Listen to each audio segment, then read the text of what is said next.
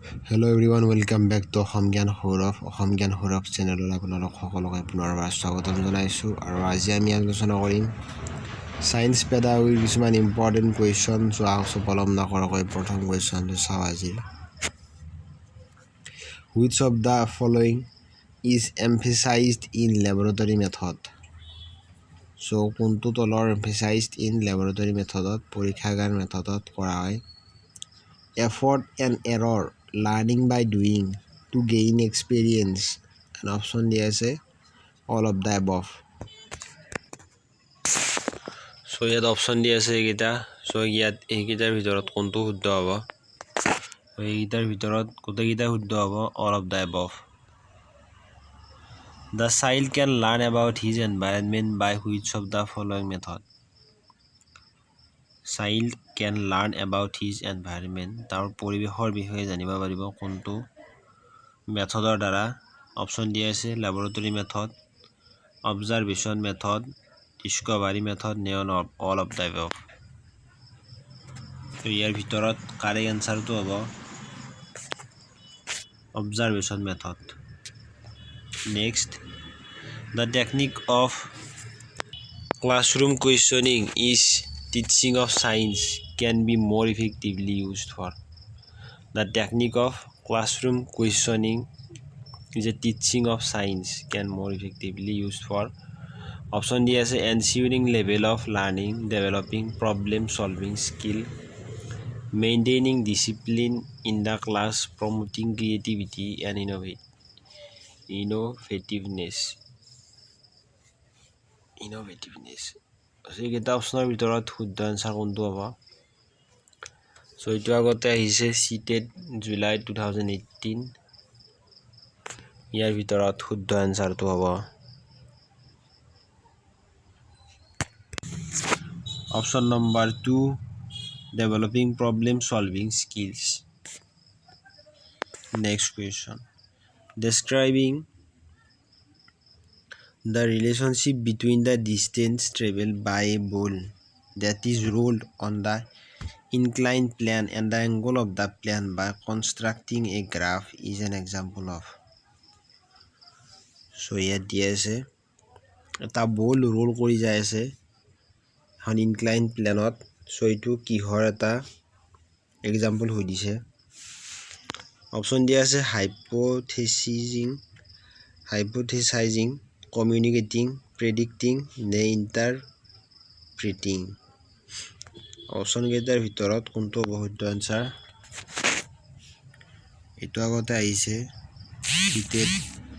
February 2015 the answer to about interpreting next which one of the following is most suited to the development of scientific skills in student so kuntu student scientific skill logot most suited hoy conducting science olympiad performing laboratory works conducting science quiz organizing a field visit ইয়াৰ ভিতৰত কোনটো হ'ব শুদ্ধ answer তো laboratory work মানে laboratory দ্বাৰা যদি পৰীক্ষা নিৰীক্ষা কৰা হয় হেতু বেছি ভাল হ'ব scientific skill develop কৰা কাৰণে ষ্টুডেন্টৰ মাজত why is formative assessment so important in science option D is it helps in developing scientific temper in students this diagnostic it helps in better understanding of science it is easy to conduct etu ahi goise December 18 so formative assessment is important science subject kyono it is the diagnostic next which of the following is not the innovation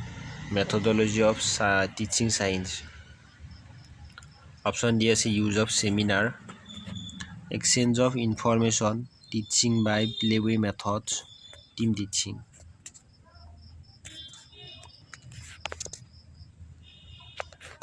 so ইয়াৰ ভিতৰত শুদ্ধ answer কোনটো হ'ব শুদ্ধ এনসাৰটো হ'ব exchange of information innovation মেথডলজিৰ ভিতৰত নপৰে ইন টিম টিচিঙত কি হয় the classroom is taught by one teacher এজন টিচাৰে ক্লাছৰুমত শিকায়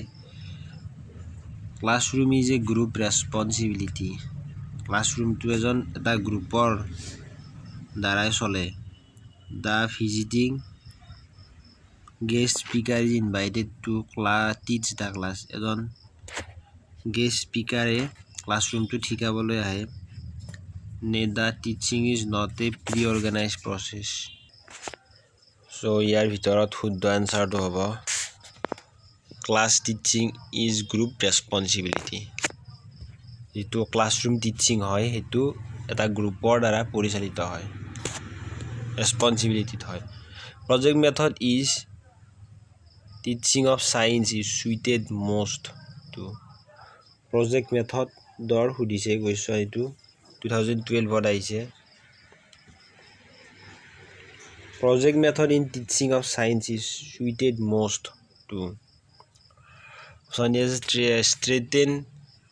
reasoning skill of students promote scientific method of working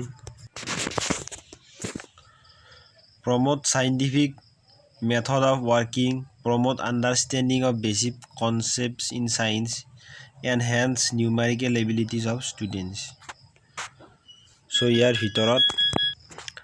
ইয়াৰ ভিতৰত কোনটো হ'ব শুদ্ধ আনসাৰ প্ৰজেক্ট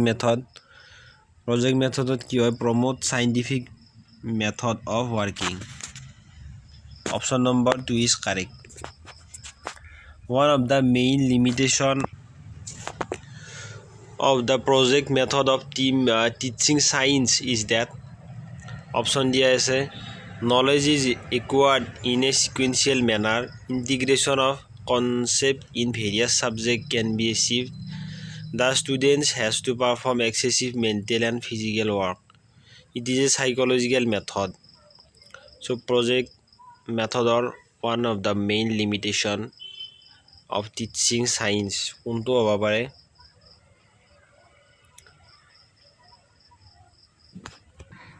ইয়াৰ ভিতৰত option number 3 is correct the student have to perform excessive mental and physical work so কেতিয়াবা এনেকুৱা হ'ব পাৰে যে physical work বেছি হৈ যাব পাৰে mental work sometimes the student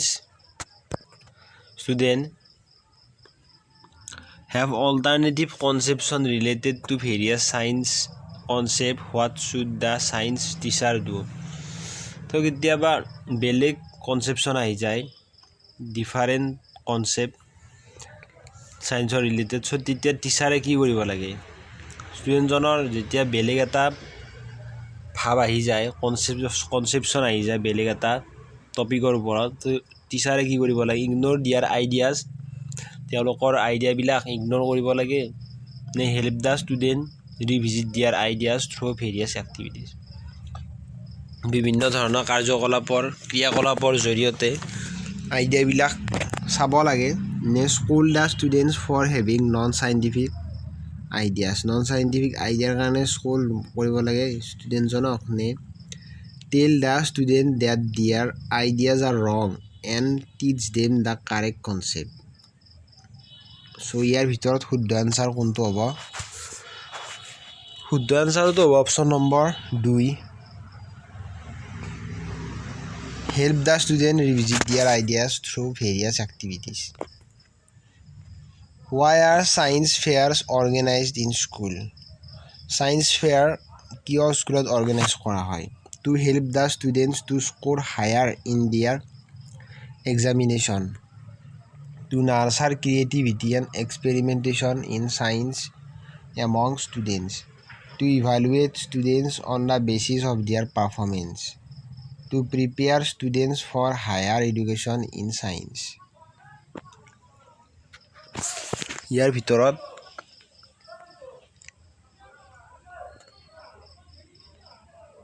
শুদ্ধ আনসাৰ হ'ব option number 2 to nurture creativity and experimentation in science among students Why are field visits important in science? Science field visit কিয় important? It develops habit or handwork among learners. It provides hands-on experience to the learners. It is easy to conduct. It collects information of science. So ইয়াৰ ভিতৰত শুদ্ধ এনসাৰটো it provides hand-on experiences to the learners. Next question. Which of the following micro-level intervention aimed at improving the teaching learning of science in the middle school initiated during the late 1970s? So, কোনটো method micro-level intervention aim at improving teaching of science মানে মধ্য স্কুলবিলাকত মধ্য ইংৰাজী স্কুলবিলাকত science শিকাৰ কাৰণে science teaching improve কৰাৰ কাৰণে এটা ভাল মেথড মাইক্ৰ লেভেল ইণ্টাৰভেনশ্যন আৰু ইয়াৰ ভিতৰত অপশ্যন দিয়া আছে হোসাংগাবাদ science teaching programme Lok Jumbish district primary education programme Atal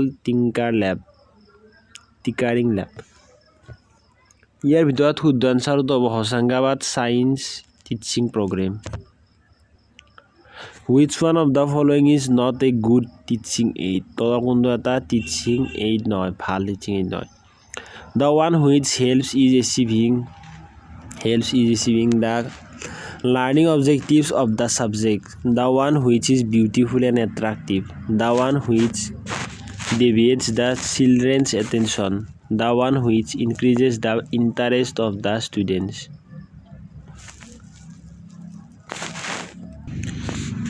So not সুধিছে আমাক সুধিছে not a good teaching aid গতিকে ইয়াৰ ভিতৰত শুদ্ধ আনসাৰটো হ'ব the one which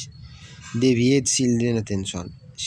attention deviate হয় তেতিয়া এইটো good teaching aid নহয়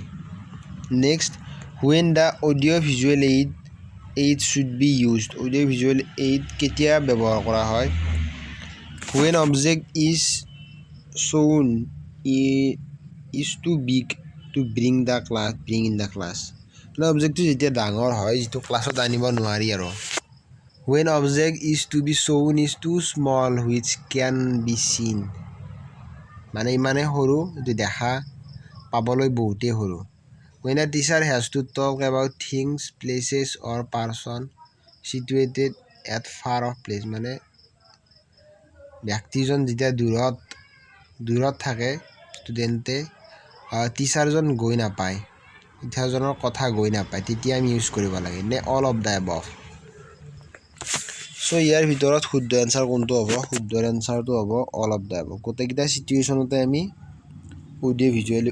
এইড ইউজ কৰিব পাৰোঁ Which of the following is an example of summative assessment আমি পাইছিলোঁ তাৰ example কোনটো সুধিছে revision of questions at the end of the lessons introductory questions at the beginning of the lesson questions asked while teaching a lesson মানে যেতিয়া lesson এটা পঢ়ি থকা হয় সেই সময়তে প্ৰশ্ন সোধা হয় classroom observation during the teaching learning process classroom observation the teaching learning চলি থকা সময়তে classroom observation সো ইয়াৰ ভিতৰত শুদ্ধ আনসাৰ কোনটো হ'ব ইয়াৰ ভিতৰত শুদ্ধ আনসাৰটো option number 1 revision of questions at the end of the lessons the assessment in science should focus on science assessment কিহত ফোকাস কৰিব লাগে getting accurate result while conducting the experiments the ability to make neat and clear diagrams the understanding of concepts and process precise definitions and correct answer ইয়াৰ ভিতৰত শুদ্ধ answer কোনটো হ'ব so ইয়াৰ ভিতৰত শুদ্ধ আনসাৰটো option number 1 getting accurate result while conducting the experiment তাত focus কৰিব লাগে assessment in science assessment as learning science means option দিয়া আছে term assessment, formative assessment, summative assessment নে self assessment? Assessment as learning in science মানে হ'ল self assessment. How efficiency of the teacher can be increase?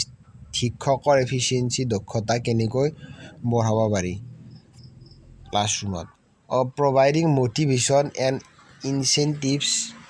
ইম্প্ৰুভিং on their qualifications, implementing norm strongly, regularising them. মানে সেইবিলাক regularise কৰি পেলাই efficiency increase কৰিব পাৰি। চ' ইয়াৰ ভিতৰত কোনটো হ'ব শুদ্ধ এনচাৰ?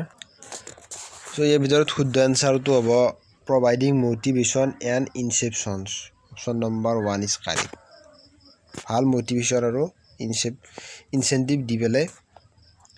টিচাৰৰ এফিচিয়েঞ্চি বঢ়াব পাৰি, ইনক্ৰিজ কৰিব পাৰি। The teacher selects a topic of science to be taken as a research topic for the student hour. মানে টিচাৰে এটা ছায়েন্সৰ টপিক লৈছে ৰিচাৰ্চৰ বাবে আৰু ষ্টুডেণ্টক দিয়াৰ বাবে এটা টপিক বাছি লৈছে ৰিচাৰ্চৰ বাবে। চ' সেইটো কোনবিলাক ষ্টুডেণ্টক দিব? অলৰেডি ডুইং ভেৰি ৱেল, যিবিলাক ষ্টুডেণ্টে ভাল দক্ষতা কৰি আছে ক্লাছত সেইবিলাকক দিব, নে এভাৰেজ পাৰফৰ্মাৰ মানে যিবিলাক এভাৰেজ পাৰফৰ্মিং কৰি আছে ক্লাছৰুমত সেইবিলাকক দিব, নে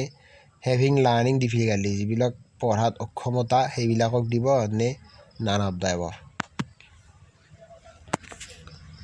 চ' ইয়াৰ ভিতৰত শুদ্ধ এনচাৰ কোনটো হ'ব? ইয়াৰ ভিতৰত শুদ্ধ এনচাৰটো হ'ব already who are doing well in the class. Option number 1 is correct.